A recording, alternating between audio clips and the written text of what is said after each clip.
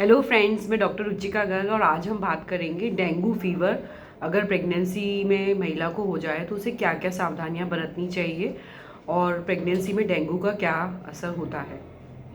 तो जैसे कि डेंगू जो है एक वायरल बॉर्न डिजीज़ है। इसका वेक्टर जो है इसको ट्रांसमिट एक मॉस्किटो करता है, एडीज एजिप्टिकस, जो बड़ा मॉस्किटो होता है और जो दिन के समय दिखाई देता है।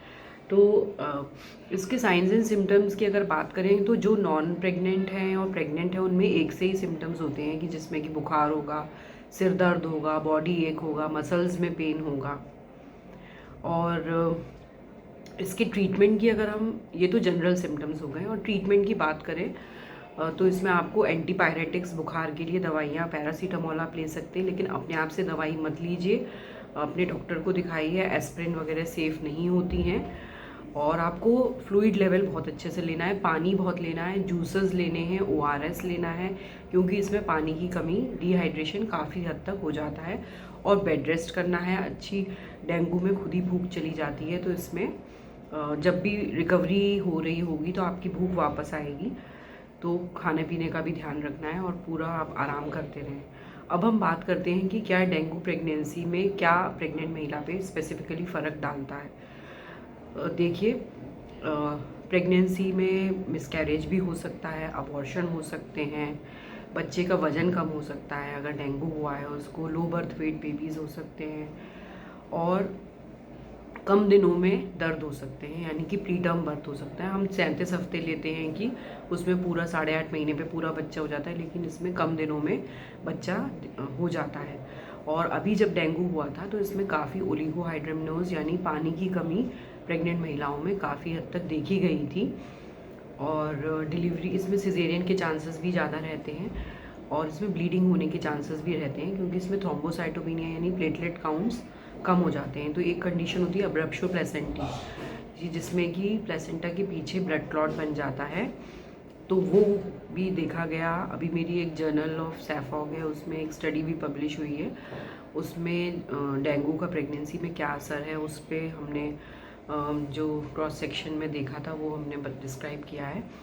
तो इसमें जो है अब्रप्शो हो सकता है और डिलीवरी में सिजेरियन के चांसेस ज़्यादा बढ़ सकते हैं, क्योंकि जब बच्चे की धड़कन ख़राब हो सकती है, बच्चा पेट में लैट्रिन कर सकता है, में कॉम्प्लिकेशंस तो कुछ होते ही हैं। और डिलीवरी में सिजेरियन हुआ तो सिजेरियन के स्टिचेस में भी अभी हमारी स्टडी में भी निकला कि टाँकों में जैसे कि थ्रोम्बोसाइटोपिनिया है, प्लेटलेट काउंट कम है, तो ब्लड का गुच्छा बन के टाँके भी ख़राब हुए हैं उसे पेशेंट्स के। और डिलीवरी के बाद यूट्रस जो है बिल्कुल लैक्स रहा, एटोनिक रहा, मतलब कि डिलीवरी में के बाद यूट्रस में इतनी टोन नहीं आई, तो डिलीवरी के बाद उसमें काफ़ी हेमरेज या पोस्टमार्टम हेमरेज, ब्लीडिंग होने के चांसेस रहे, हैवी ब्लीडिंग होने के चांसेस रहे। तो जैसे आपको डॉक्टर बताएं उस हिसाब से आपको अपने टाइमली प्लेटलेट काउंट वगैरह कराते रहने हैं। अगर ब्लड की ज़रूरत होगी तो वो आपको डॉक्टर बता सकते हैं, और उसके अकॉर्डिंग ही कोएगुलोपैथी भी इसमें हो जाती है, कोएगुलेशन डिज़ॉर्डर्स हो जाते हैं। घबराइए मत, लेकिन 50% केसेस में कुछ भी नहीं होता है। डेंगू की कई प्रेगनेंसीज़ बिल्कुल सही निकल गई, लेकिन कुछ लोगों में कॉम्प्लिकेशंस भी मिलते हैं, जैसे कि मैंने आपको अभी बताया है। तो सावधान रहने की ज़रूरत है, मच्छरों से बचने की ज़रूरत है, अपने आसपास पानी इकट्ठा न रखें, मच्छरदानी में सोए हैं, और अपने कपड़ों पे कुछ मॉस्किटो रेपेलेंट वगैरह लगा सकते हैं। तो ये सब सावधानी बरतेंगे। और सबसे बड़ी बात, पॉजिटिव रहिए तो आपका प्रेगनेंसी का सफ़र आसानी से निकल जाएगा। और हाई टेम्परेचर को अवॉइड कीजिए जितनी जल्दी, या डॉक्टर जैसे प्रिस्क्राइब करें उस हिसाब से एंटीपायरेटिक या जो बुखार कम करने की दवाइयाँ हैं वो देते रहिए। और जल्दी भी डिलीवरी हो जाती है इसमें।